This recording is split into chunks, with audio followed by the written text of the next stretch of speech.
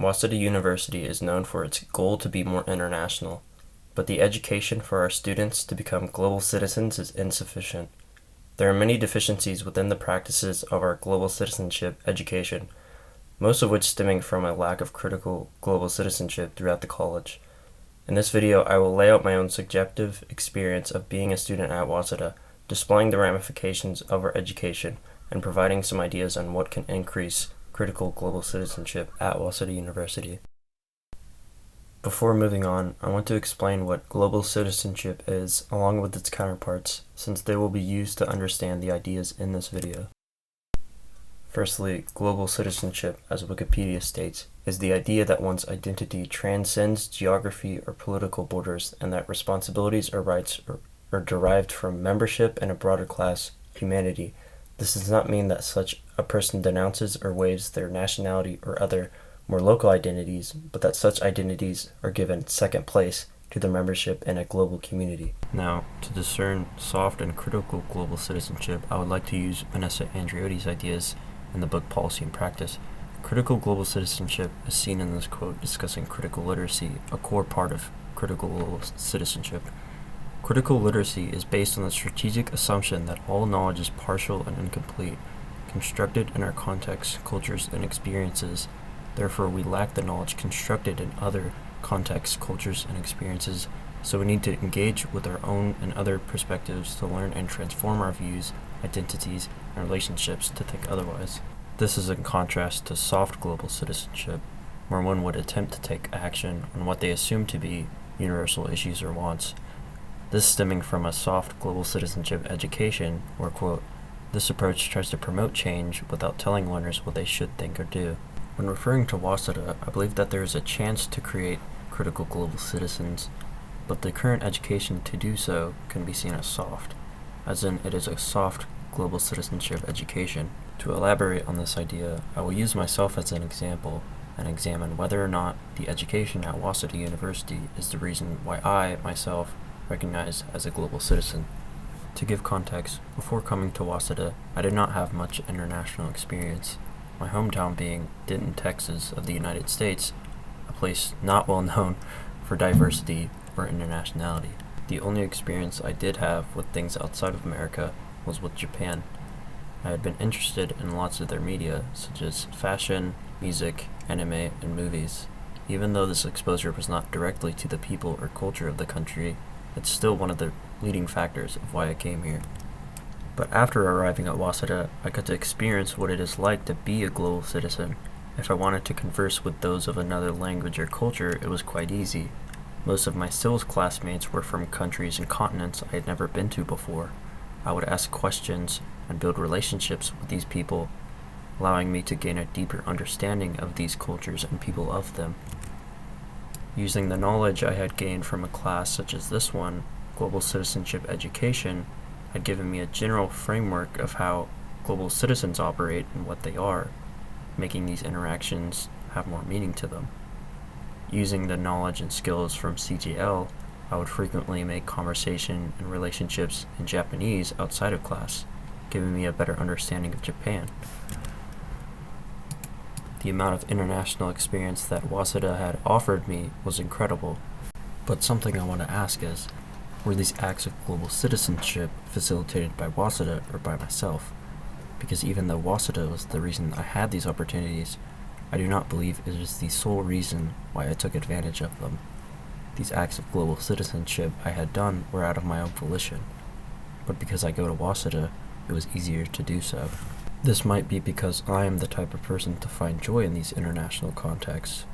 I enjoy being curious, I enjoy challenging my own beliefs and ideologies, as I know it can lead to more growth and understanding of the world, being that I recognize my own global citizenship. So this makes me wonder what the experience would be like for someone who does not recognize themselves as a global citizen. How would they gain this headspace of curiosity? What would lead them to recognizing their own global citizenship? The things provided by Waseda are technically practices of global citizenship, but rarely facilitate global citizenship recognition within the student. Waseda has things such as SILS, ICC, language courses, but they are often not required that students take them, and even if they are, Who's to say they actually use the knowledge and language presented in those classes? Classes that are required from the school, the language classes, in no way facilitate a sense of global citizenship. They might train students to have better language skills, but it doesn't give a reason why they should care about those language skills. And that is what is lacking within these practices, a sense of reason to why they are doing them in the first place. We are doing the things that are required for globalization, but we are not actually critical on how or why we are doing it, hence why we lack critical global citizens at Waseda.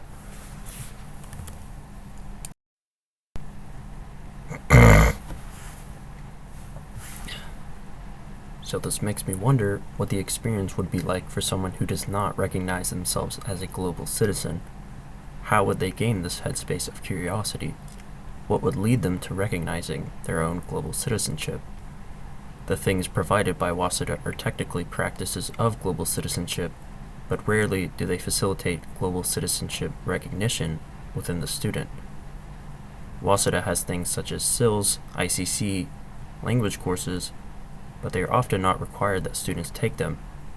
And even if they are required, who is to say they actually use the knowledge and language presented in those classes?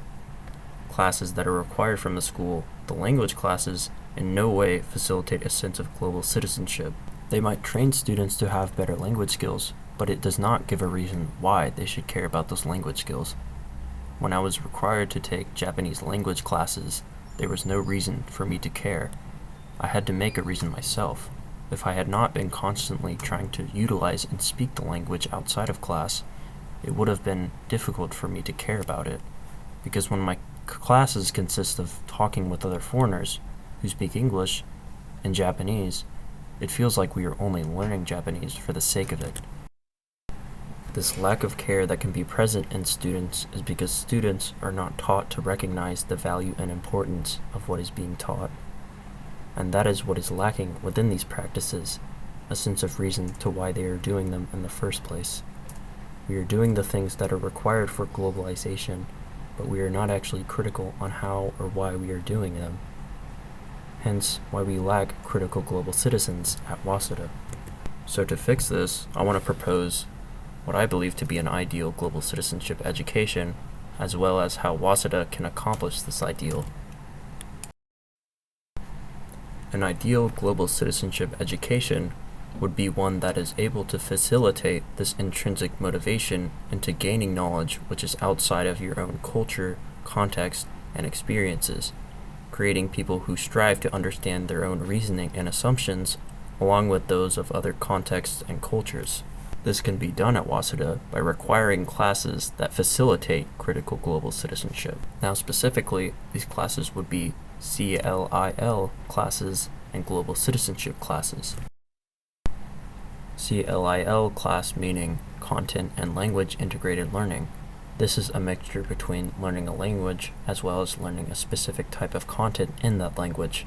This is helpful in learning both the content and the language, but in terms of creating global citizens, it is great. If done right, I believe this is an incredible tool. For example, a student is required to take CLIL classes, but they get to choose which language they are taking. And after choosing a language, they get to choose what specific content they would like to learn. The class being a loose boundary of the subject that the student gets to learn freely in while also being graded on it. This being a possible facilitator due to it encouraging students to engage in content and language other than their own. Moreover, content and language that they themselves chose to take, to further encourage a curiosity of other cultures, experiences, and contexts, similar to how the interest I had in Japanese media and culture through the internet back home led me to coming to Waseda, where I recognized my own global citizenship. Secondly, requiring global citizenship education classes, such as this one, can teach those the basics of global citizenship education to facilitate them in having more rich and meaningful experiences when gaining knowledge from other cultures. Not only this, it can lead one to making insights on their own global citizenship and how it is affecting those around them, being something I am doing right now, as this is a final project for a global citizenship education class.